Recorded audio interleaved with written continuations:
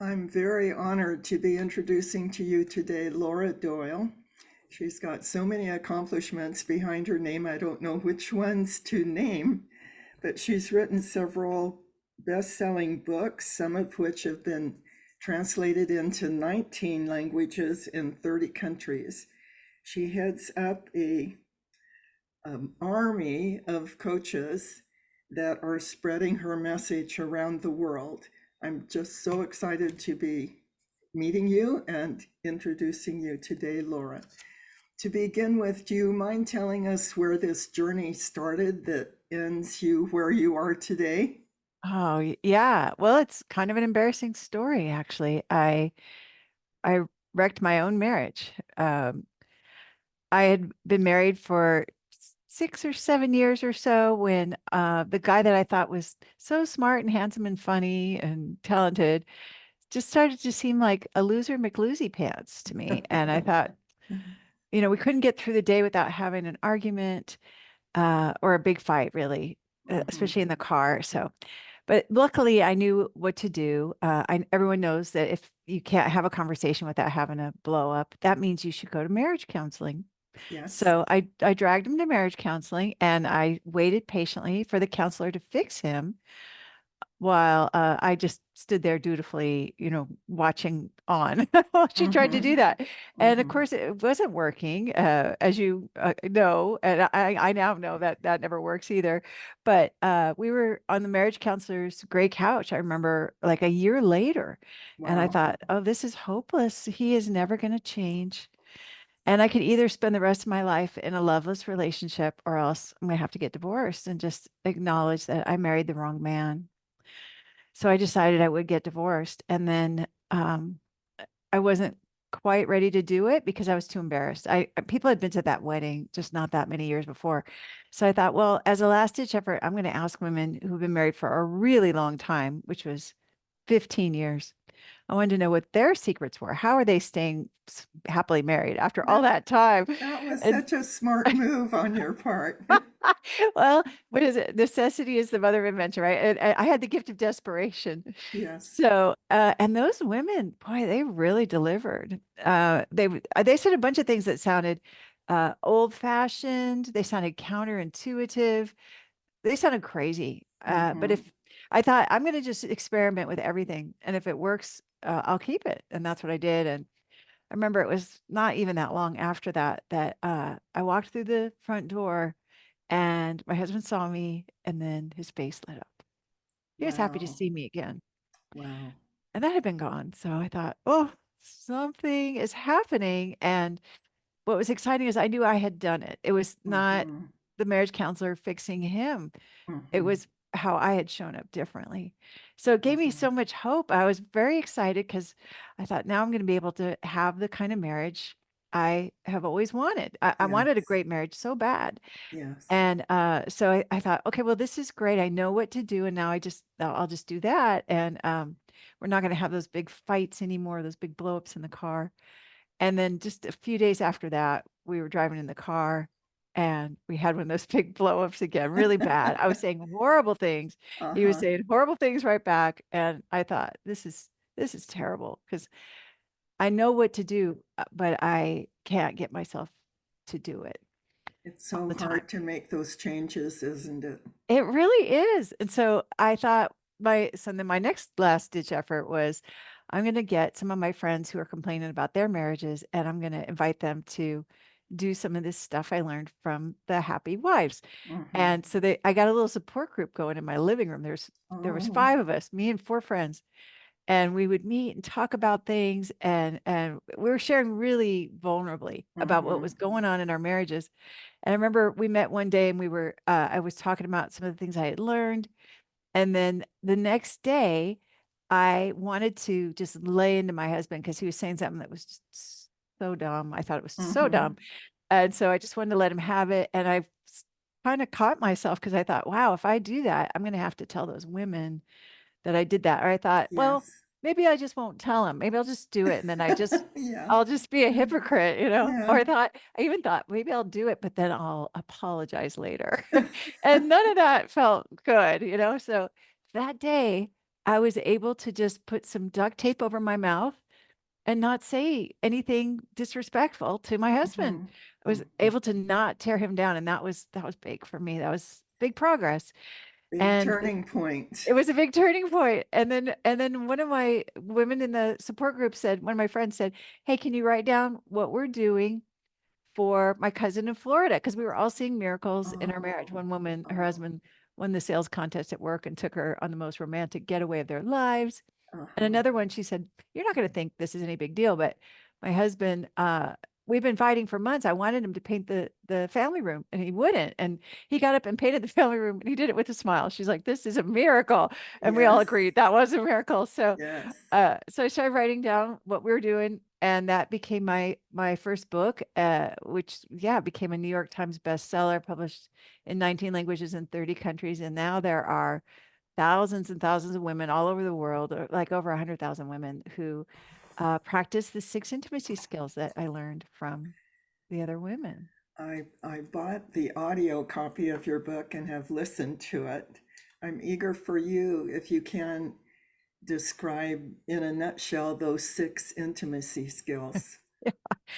I'll do my best. I will tell you, it, the word water doesn't quench your thirst. So what I Mm-hmm. have found, sometimes I'll list off the 6 intimacy skills and people are like, it's sort of like when you read an article and you go, "Oh, Mm-hmm. that's great. I should do that." And then nothing Yes, happens. So yes, with your permission, if I could, I'd really love to just impart some of the cheat phrases that we use to implement the yes. 6 intimacy skills. Okay. Please So, so do. so let's talk. Okay, so for me, the most indispensable first step to becoming a ridiculously happy wife, which is what I am now, is to make yourself happy every day by having Mm, frivolous fun. mm-hmm, Frivolous fun. So not 30 minutes of cardio or 5 fruits and vegetables a day or like trying to mm-hmm, reduce greenhouse gas emissions or declutter your house or anything like that. It's just whatever makes you smile. So it could be just chatting on the phone with a girlfriend or going to get a pastry and a cup of mm-hmm, coffee at a cute mm-hmm, cafe. Or I love to play volleyball, or I love to walk, listen to a podcast. I love mm-hmm. things like that. So the first thing that we ask women to do when they arrive to our campus, and a lot of times they're in, like I was, a big crisis in the marriage. Yes. Maybe there's an affair going on, or he is pushing for divorce really hard, Yes. or they have already separated, or they're just living in an extended Cold War with no talking. Mm-hmm. And the first thing I ask her to do is make a list of 20 things that bring you joy. And the typical response is like, either there's one of two responses, like either like I don't know anymore because I've been Mm-hmm. busy taking care of my family. Mm-hmm. I've been trying to be a wife and a mom, and I work, and I don't have that kind of time, right? So she hasn't thought about it in a while. I Or remember someone asking me to make a list like that, and I could not think of yeah, things that made me happy. you're You like, know, what what? if it was a foreign concept?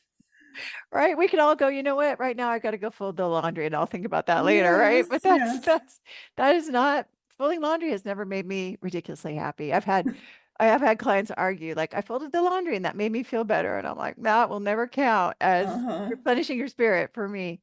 For me, it's what makes you laugh or sing or Mm-hmm. dance in the kitchen, and just be silly, that girl of fun and Mm-hmm. light that your husband probably fell in love with, right? And who Mm-hmm. may have gone missing. And the other reaction that we get a lot is women are like, "I don't have, I can't do this right now because I really need to skip ahead to the part where I'm going to fix my marriage. Yes, It's in a yes. crisis right now." And I'm all like, "Yeah, this is the part. This is the thing." And it doesn't Mm-hmm. seem like it, right? Especially if it can be really scary when your marriage is falling apart. I still Right. remember how scary that was for me too. And that fear is like this little engine in you, like, we got to get to Mm-hmm. the part where we fix things. And Mm-hmm. so it's interesting that the first indispensable step to fixing your marriage is actually just finding some pleasure. Women have the only organ on the human body that's sole purpose is pleasure. And I think that's a metaphor for how important it Mm-hmm. is, feminine pleasure. to pay attention to. So that's actually, so that's intimacy skill number one. So we're kind of on track here with what you asked for. I love it. I love it. And And it oh, is go ahead. counterintuitive. Like I'm supposed to make myself happy. I thought he was going to make me happy. Yeah, I thought he was going to make me happy, and he's not making me happy, and he's doing a Mm-hmm. bad job. And that kind of shows that he's either not the right guy or doesn't Right. know how, or he needs to work on himself. Right. Um, but it's interesting, I was convinced that that was my husband's job and he wasn't doing a good job. But it turns out that's actually my job. And Yes. and then once I'm happy, once he sees that I am I call it pleasable. My husband loves to pile on. That's when Mm-hmm. he's trying to make me laugh or Mm-hmm. bringing home flowers or just playing games, silly games. You We use woke the up. word pleasable. I love that if we get stuck in this loop of unhappiness and resentment toward our husband, and pretty soon the husband thinks there's nothing I can do to please you. That's right. That's right. And so he gives up trying because Yeah. why would anybody do something that's just never going to work? Yeah. So he needs to see some hope that in fact, Mm-hmm. is this really a big part of why he fell in love with Mm-hmm. you, with me, for sure from my husband. We lived next door to each other in apartments with thin walls, and he could hear me laughing through the Mm-hmm. walls, and he Oh was like halfway gosh. in love with me already from Oh hearing me gosh. laugh. So, Yeah. so it's interesting to think about going back to being like her, because after I was married, I was wearing my frowny face all the time because I thought he needs to know that I'm not Mm-hmm. happy so that he'll start straightening up and making me Right. happy. So I'm like Right. walking around like this all the time. And then I was wondering Yes. why he wasn't interested in spending any time with me or even making love to me. Mm-hmm. But looking back, I can see it was not very attractive, actually. So, so the other another thing that I just feel like every woman needs to know, and I sure did not know about this, is how to express your desires in a way that inspires. Yes. And so I just want to, if I could, just maybe show everybody the formula Of that course. you can use to do this. And so I have a kind of a sad, tragic story about my early relationship before I knew about this phrase. And I really thought that I was communicating my desires a lot of times when I was just complaining. Mm-hmm. I didn't know the difference between saying what Mm-hmm. you want and saying what you don't want. People can barely hear you when you're complaining, but anyway, early on, my husband took us on a romantic getaway to Hawaii. And it was when we were pretty new dating. We weren't married yet, even. Mm-hmm. And I was so excited on the first day. I thought, oh, we're going to go to the beach because I just can't wait to go to the beach. We didn't live nearby Mm-hmm. a beach. So this was going to be a big deal to get to go to the beach in Uh-huh. Hawaii. But instead of saying that that's what I wanted, I actually asked him, "Hey, what do you want to do today?" And he said, "Well, how about if we go see a volcano?" And I was like, wah, wah, wah, right, a volcano. Oh my gosh, this is like not what I want to do. But I also didn't want to have conflict. So I Mm-hmm. thought I'm just going to suck it up and go see this Mm-hmm. volcano. And so there we are in a rental car driving towards the volcano. You can't see the volcano for a long time. There's just like molten rocks on the side. It's a long drive. Anyway, so then I start to get upset. I'm like, gosh, he didn't even ask me what I wanted to do. That's so inconsiderate. Right. And then he realizes something's up. He's like, are you okay? Or is anything wrong? And I go, did you think this would be fun? Because I don't think it's fun at all. I think it's really stupid. And you didn't ask what I want to do. And I want to go to the beach. Now we're just driving in this stupid car. And so he saw a volcano, all right, not the kind he Yeah. had. Not the kind he had in mind. Oh, but I just feel so sad for that earlier version of me who just had no concept of how to say Mm-hmm. what you want, say what I wanted. And um, since if you can't say what you want, you're never going to get what you want.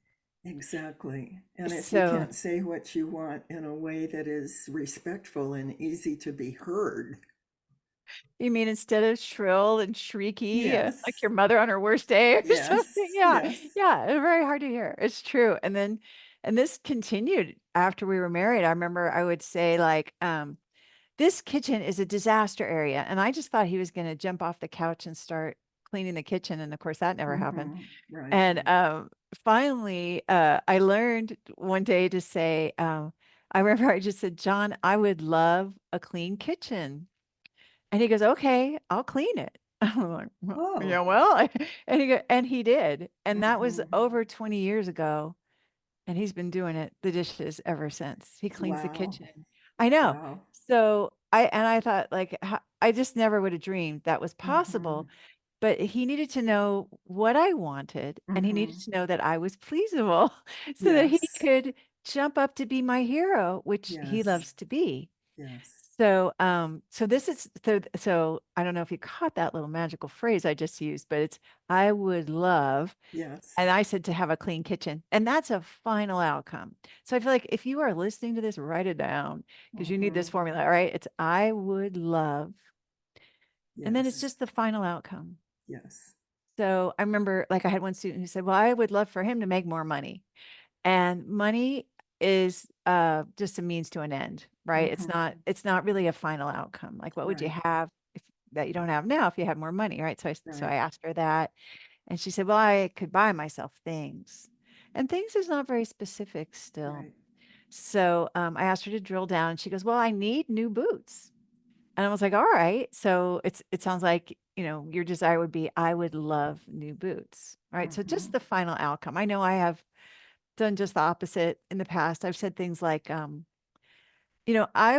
would love a new dress, and there's one on sale at Macy's, and it's blue, and it's in the window, and get me a size 8, and but here's a Uh-huh. coupon, and Uh-huh. right, it's like that's not inspiring anymore. So in order No. for to express a desire in a way that inspires, you have to leave room for him to be your hero. Mm-hmm. And it's kind of a funny thing because a lot of women will say, "Well, my husband does not have that hero gene," and that's what I thought too. I was Uh-huh. convinced.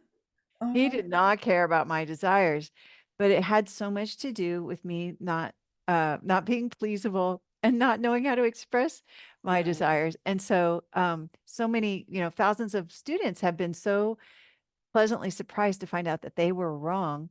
Like I Mm-hmm. remember one student, Debbie, she and her husband were really in a bad way. He was saying like it's over, and they were separated in the same house. So there Mm-hmm. was just no talking, and anyway, she decided to practice the 6 intimacy skills, and she was going to experiment with this particular skill, even though she just didn't think it was going to work. And she said to him, he was watching TV, and she said, I would love a leg massage. And he said, Oh. oh, did you want it right now? And she's all like, oh my God, he's gonna, when Uh-huh. he like sat her in a chair. She's like, okay, yeah, I'll take it right now. They hadn't even spoken, much less touched. And here he's like Oh, rubbing her legs. what a And so, miracle. what's that? A miracle. It was a miracle. It felt like a miracle, but really, it's actually not so hard to do if you know how to Mm-hmm. trigger your husband's hero gene. So that's one of the Mm-hmm. things that we just want to make sure every woman knows how to do because it's really Yes. hard to be ridiculously happy in a marriage unless you are going to let him be your hero and you Yes. know how to express those desires in a way that inspires. Oh gosh, that's such an exciting concept. It really is. Life And changing. it is life changing. And I mean, to this day, so I've been doing this for, oh gosh, almost 25 years.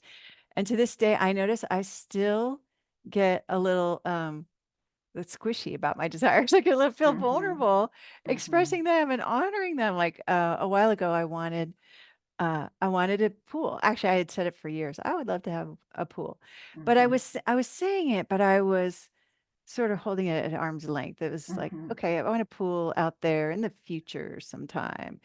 And I remember even thinking like, boy, if only we had small kids, then I could say it was for the kids, but we don't, right? So finally I got clear, like, no, I would really love a pool. And when I started to honor it, it was a little scary because I Mm-hmm. thought, how indulgent is that? Right.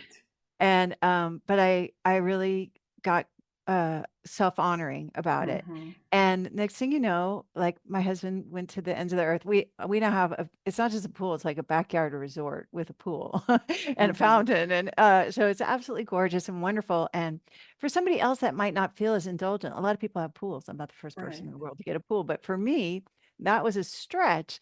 And Mm-hmm. so it's interesting how it can take some courage to really honor your desire.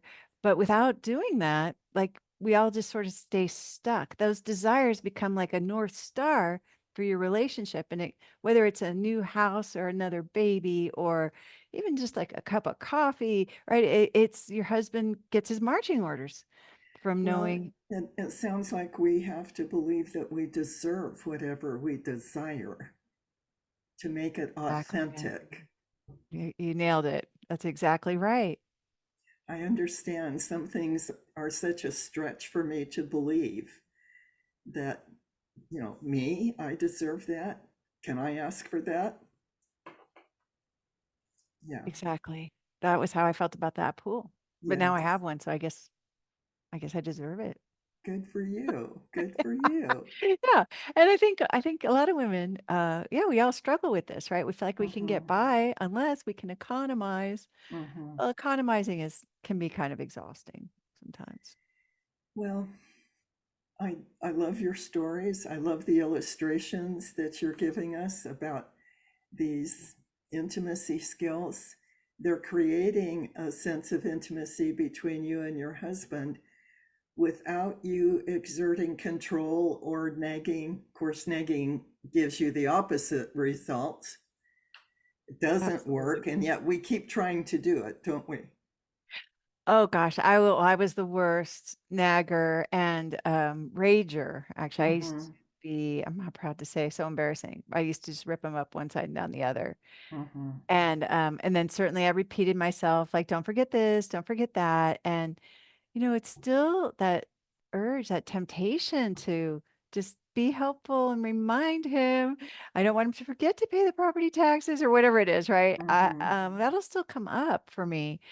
And these days, I'm just so happy to have these cheat phrases that I can reach for with Mm-hmm. the six intimacy skills. So, the other thing I used to do that was so painful, but I just didn't know another way was I call them State of the Union addresses, which was where I would sit him on the couch and we'd Yes. talk about our relationship, and I Yes. thought this was totally necessary. But I didn't really want to talk about our relationship. I wanted to talk about what he was doing wrong and what he Right. needed to fix. So it was really just me criticizing and Mm-hmm. complaining about my husband. So no wonder those conversations were so painful. And Right. they never seemed to improve anything. We'd sit there for hours. And then at the end, it just, it You're was exhausted and you exhausted both and want to distant. just Yeah, and get away. tired. So I don't we don't play that anymore. I don't have those kinds of conversations. No more State of the Union addresses for us because now I find that with the little cheat phrases that we use, and Mm-hmm. I think there's like 20 different cheat phrases and Uh-huh. actions in the six intimacy skills. There's never a need to talk about what's wrong with our relationship, Mm-hmm. as long as I call it staying on my paper, Mm-hmm. and I can talk about what's on my paper, like my desires. Mm-hmm. Um, and what I mean by a paper is it's sort of like when you're a kid at school, your teacher tells you to keep your eyes on your own paper. It doesn't matter what the kid next to you is doing, right? And Mm-hmm. you're responsible for everything that's on your paper. My husband's responsible for things on his paper. And Right. then sometimes our papers like overlap, and there's things that there might be things that my husband does for the both of us, like he Mm-hmm. takes care of the cars for both of us or puts out the trash for both of us.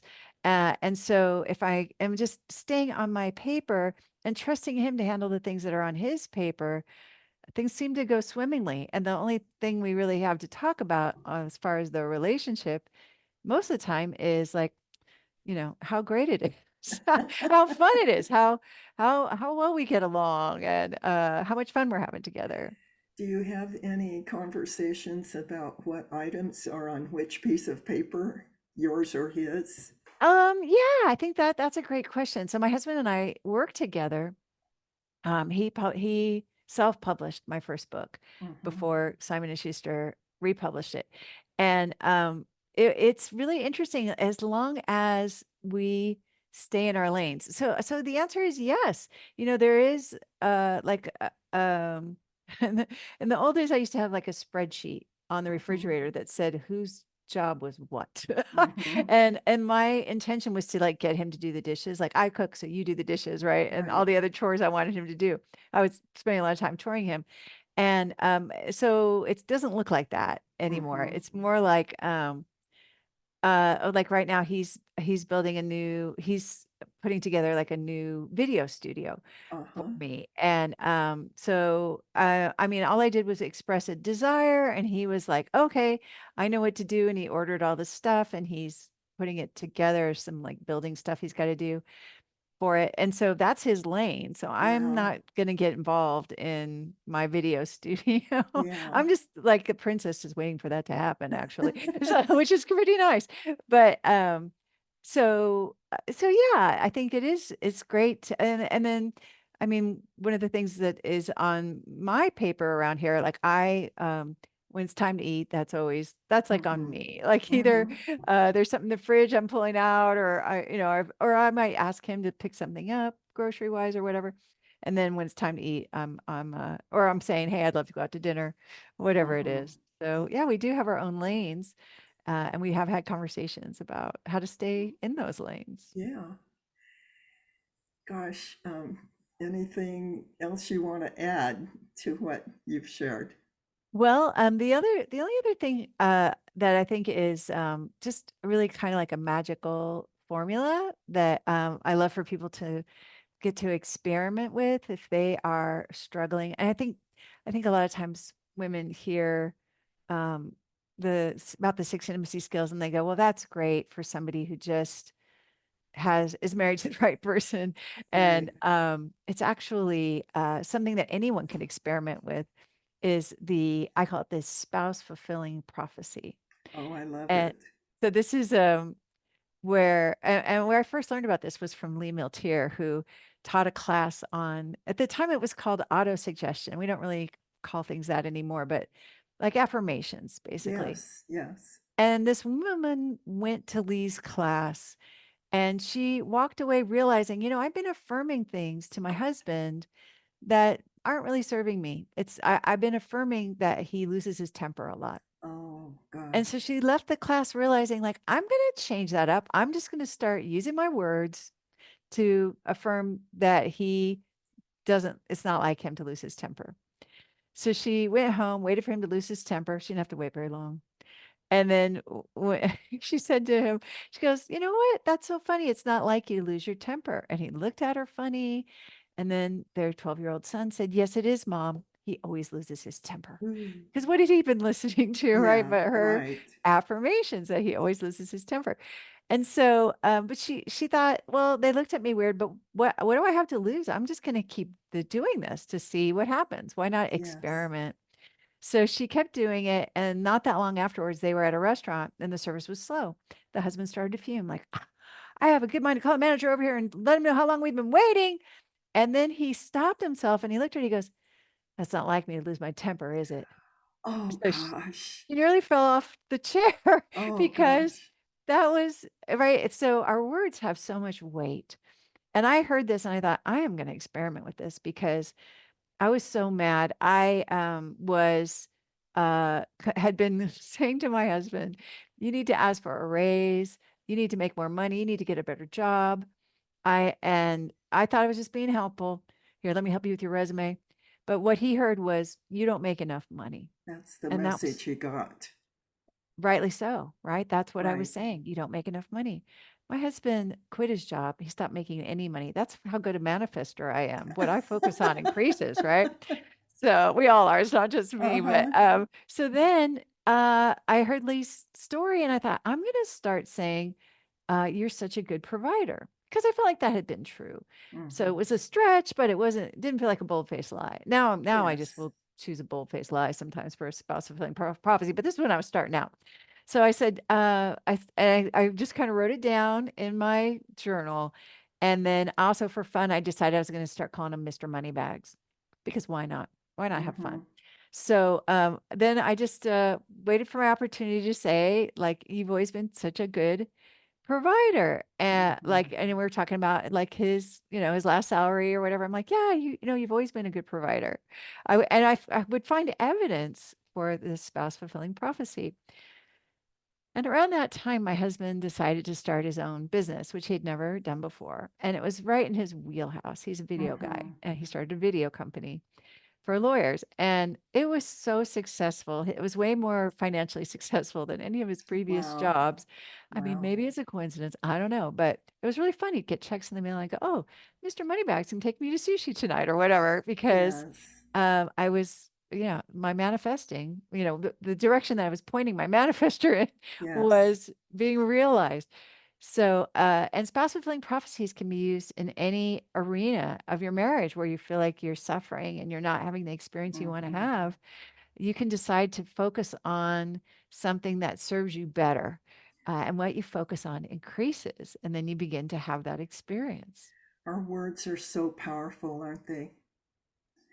They I really are. wonder if you'd like to hear the result of a friend of mine was saying that her sister-in-law was having a terrible time with her marriage. And I had just learned about your work and I had listened to the audiobook and I suggested that she suggest to her sister-in-law to get the Empowered Wife. Well, they both bought it and decided to read it together. And here's the email or the message that her sister-in-law sent to her just a few days later. Holy cow. I would say I have barely dipped my little toe into the work of being an empowered wife. I have stopped offering help and making critical, disrespectful statements. I have worked on myself and thinking about what I really want. But now I have to go to the next picture just a minute. I planned us to go away for a couple of days next week in celebration of our anniversary, since I'll be gone on the actual day. I wasn't even looking forward to it, and now I'm really excited. I'm completely gobsmacked. Marshall never apologizes for anything, and yet he came to her and apologized for being an absent, uninvolved husband Oh without any provocation on her part. my He God. apologized to me 3 times now, 4 in the total time of our whole marriage. I am crying. It's the power of So moving. So your words being beautiful. shared with a Wow. woman that was in desperate need to change herself, not change her husband. She must have been so courageous. It takes a lot of you have to be brave Yes, to you implement do. the intimacy skills, and she has been so brave. I have chills head to toe Yes, I for did hearing too that when I got that amazing message. story. Good for And her. I must have been living in a cave because I hadn't heard about your work until the last couple of months. I've been interviewing dozens of therapists. And one of my interviews was Laura Amador, which is one of your coaches. And she told me about how your work had changed her own marriage, transformed it. And then she became a coach, one of your certified coaches. And that really piqued my interest because some of what you describe, I didn't learn all of your intimacy skills, but some of what you describe, I learned when I was newly married. The first couple of years, it, I was 19 when we married. The first couple of years I spent trying to change him and finally got desperate enough that I literally lay down on my olive green carpeting and told God, I'll do anything to change the trajectory of this marriage if you'll just tell me how. And this was in the 60s, and marriage books were awful then. They were I terrible. believe it. And the next day, I got a phone call from him right at dinner time, which he occasionally would call me, but it was always right when he wanted dinner on the table to tell me that he wouldn't be home for 5 or 6 hours. And I used to blow up when he did that. And I clamped my mouth shut and I said, God, if you're going to help me, you better help me right now. Say something other than what I want to say. And all I said was, okay, honey, I'll be glad to see you when you get home. And I was up nursing our first baby at 11:30 or so when he came bouncing in the back door and hugged me and said, you have no idea how much that made me want to come home. That was my first lesson. And the next lesson was to be grateful for the time I had with him rather than complaining about the long hours he worked. And that gratitude became a spiritual practice that I every evening when he pulled in the driveway, I would say a prayer of gratitude. Thank you that he's home. Thank you that he's a good dad. Thank you that, for the next couple hours we have together. And about a month later, he volunteered to take half a day off to come home early and spend the time with me. And that had never happened before. Wow, I love that. That is such a discipline to choose your gratitude. You could have been choosing something else. Well, in the Uh, past, I had, believe me, I'd complained. I'd sure. complained and I'd begged and I nagged, and occasionally he would take time off, but I was never sure it was to be with me. I thought he just took the time off to shut me up, keep me from nagging Complaining. anymore. Yeah. Yeah. Wow. So wise, Nancy. I mean, congratulations. Well, That's and that was just the beginning. The next 18 months we had, well, 2.5 years we had left together before he unexpectedly died. And I was left with two babies, and oh, my first thought was how glad I was that I had changed my behavior so that those last 2 years we had together were so much happier than the first 2.5 years. yeah. You could look back and be proud that you've been Yes, grateful for what you had, for what you got. yes. Wow. Oh, it's a heartbreaking story, but a Well, beautiful story and so worthwhile. So worthwhile. well, that was one reason my limited experience with what you're calling intimacy skills is what made me so excited when I learned about your work. And, I just can't believe I hadn't heard about it or didn't know about it earlier. But I appreciate what you learned, the research you did and what you learned and put into practice, um, that has literally helped millions of women now. Thank you so much. Thank you. Well, you're one of those wise women that I would have asked for advice, it sounds like, who had the goods, who really delivered on what contributes to a happy marriage. Gratitude is certainly part of that. And so yeah, it sounds like we're kindred spirits here, Yes, you and I I. think I think so. And I was just so excited to hear that your mission is to end world divorce, because that has been my mission as well, coming at it from a different direction. My second husband, Jim, and I uh, saved our marriage by learning how to respectfully communicate to each other. We were not very respectful. The more frustrated we got because we couldn't resolve our issue, uh, the worse our communication methods became.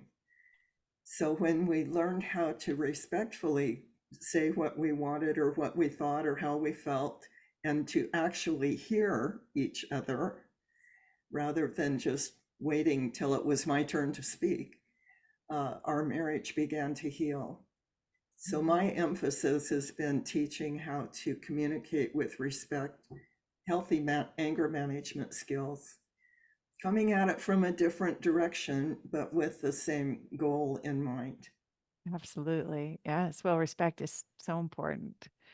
And I remember I didn't really know exactly what that meant when I first Yes, got married. I yeah.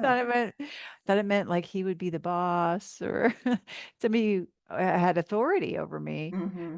And of course, it doesn't mean that at all. It just Not it. means that I honor his decisions for his life uh, and treat him as though I expect the best out of him instead of expecting Mm-hmm. the worst. Mm-hmm.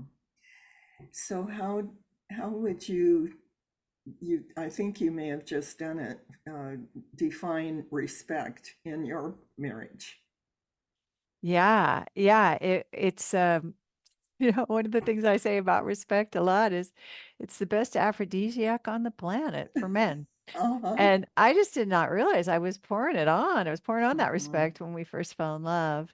And Mhm. then when I became less respectful and kind of contemptuous, even Mhm. disdainful and critical, um, it had the opposite effect. Like he Right. was the passion left. I could not get the man to show any interest in me for as far Mhm. as physical intimacy. He had no Mhm. interest, and I could not understand why. Mhm. And so it wasn't until I learned how to be respectful and yeah, lean on the cheap phrases for being respectful that all of a sudden he was after me again. And then it Mhm. was like kind of scary, like, oh my gosh, wait, now, hold on.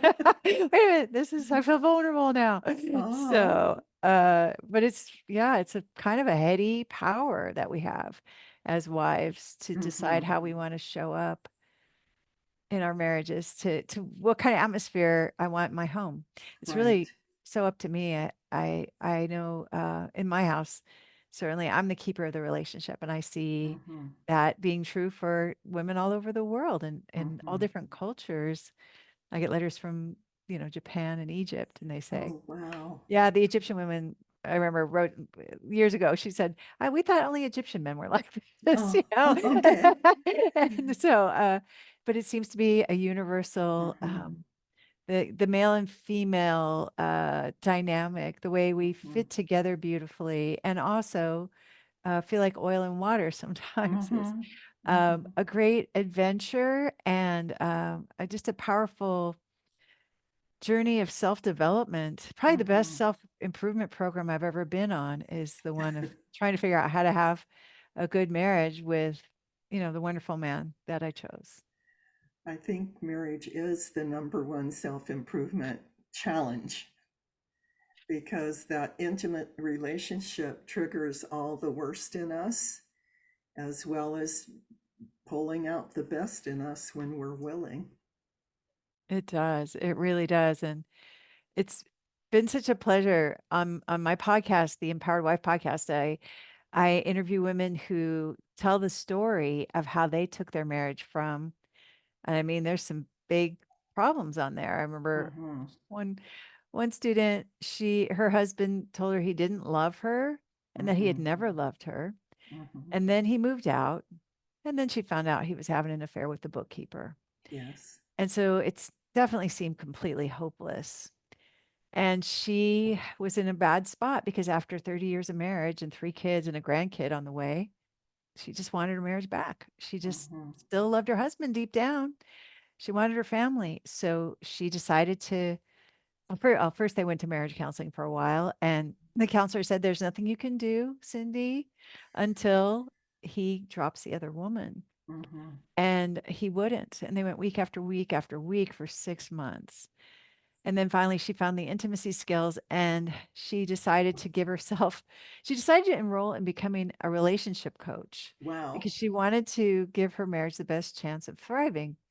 So she did that. And she was so nervous. She's going to be the only person in relationship coach certification whose marriage was so broken.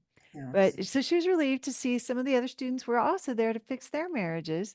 And we just all celebrated with her so big when he called special to tell her he loved her and he'd always loved Oh. her. And he Oh. dropped the other woman like a hot rock. I mean, we're Huh. so excited. And then when he got on one knee and apologized to her with tears in his eyes, kind Oh of like my gosh. what you were reading to me earlier.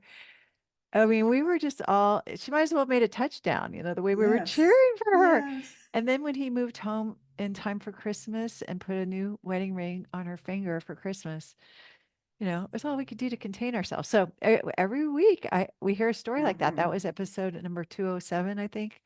So there's well over 200 stories of how Uh-huh. women fix their relationships, and they just are always so inspiring. We try to exert our power in the wrong ways, don't we? We don't Absolutely. realize the powerful ways that we can exert our power. Yeah, we have so much influence if we use it Mhm. wisely. Mhm. And no one ever showed me, and my parents are divorced, so I was Mhm. following a failed recipe and I was about to get Yes. the same results. And Yes. so for me, yeah, I'm just very passionate to make sure all women who want to feel desired and taken care of and special, Hmm. get the right information into their hands and the right support so they can make their marriages amazing and shiny again. And I just feel like there's nothing I can think of that's more important than that, because the world depends on strong countries, and strong countries depend on strong communities, and strong communities depend on strong families. And Yes. that means a strong marriage, a marriage where everyone's feeling happy and taken care of. As I've been interviewing therapists and coaches who uh, had their articles published in Authority magazine, I've been amazed at how many of them verbalize the desire for a movement that will support marriage, that will end divorce, like your passion. And that was my passion for a long time, but I thought, here I am in my own little corner of the world. How can I create a movement that would impact the whole country? But the foundation of our nation, as you just mentioned, and the world, is happy, healthy, lasting marriages, providing an environment for children to grow up with healthy self-esteem and uh, good models of healthy relationship that demonstrate good character. I think there is a movement growing, and I'm definitely a part of that, as you are, Yeah. as you are, Yes. without a Yes. doubt. We're both on the mission to end world divorce. Mhm. And it's an exciting mission to be on. Where can people find you if they want to find your podcast or your work? I know your books are available on Amazon, of course. Well, and we have something fun going on right now. We have the Adored Wife Roadmap available for free on my website, which is lauradoyle.org. Okay. And so you can go there. And it also talks about like the 3 mistakes that women make when they're trying to get their husband's time or attention or affection. And it gives an overview of all 6 intimacy skills. And it's free right now. So you can go and check that out. I'll do that as soon as we end this call. By Thank any you. chance, do you have a few extra minutes to stay on after I stop the recording? I am a little pressed for time Okay. today, actually, but Okay. maybe I could like maybe five. I have about 5 more minutes from now. Then I'll make it brief, and thank you so much for joining me today. And I'm just delighted to have met you and to support your work.